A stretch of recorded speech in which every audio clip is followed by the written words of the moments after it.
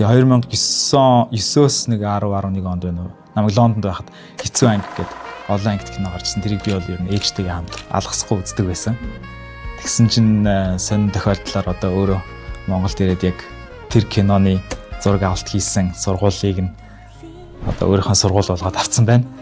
Тэгэхээр хүмүүс энэ бас магадгүй сонин тохиолдол надад айгүй сонирхолтой гоё санагдаж байна.